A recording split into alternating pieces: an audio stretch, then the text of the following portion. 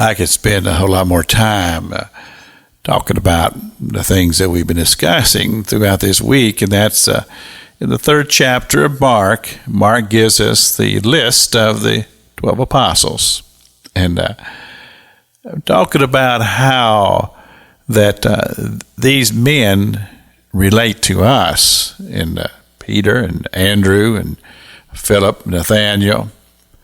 But let's take a little time and talk about two who, well, we don't always get warm and fuzzy when we talk about these two. One would be Thomas. And unfortunately, the poor man is labeled for the rest of forever, known as Doubting Thomas. How would you like to be labeled for something you did one time in your life, and for the rest of your life you're labeled with that? But that's the way it is. We refer to him as Doubting Thomas. Why? It was because when they came to him with the news that Jesus had appeared to them as the resurrected Lord, he refused to believe it.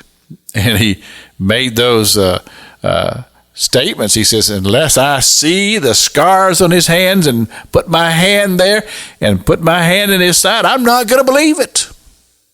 Even though Jesus had taught them about resurrection power and about his legacy as far as his returning from the dead.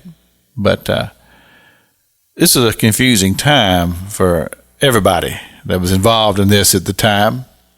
But Thomas said, no, I'm not going to believe it.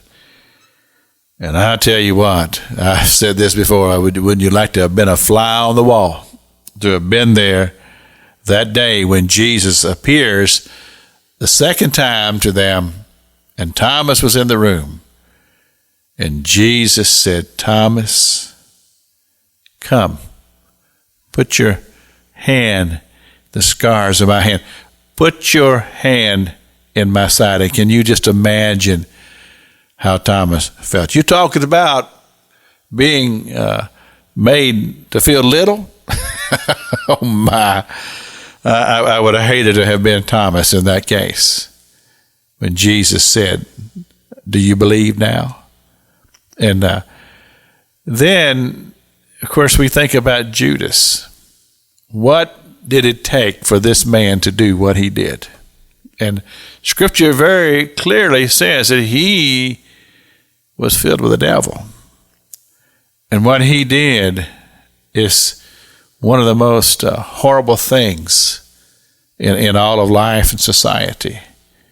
And to think that Judas, a man who had been among the 12 and had lived with him, had heard all of his teachings, betrayed him, the Lord, with a kiss. And it just breaks your heart.